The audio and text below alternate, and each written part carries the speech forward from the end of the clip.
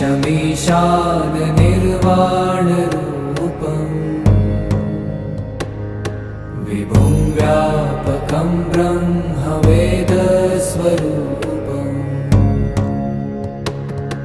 निजं निर्गुणं निर्विकल्पं निरीहम्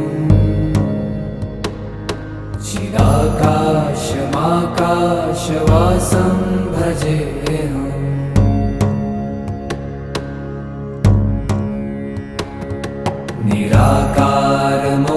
निराकारमोङ्कारमूलं तुरीयम् गिराज्ञानगोतीतमीशम्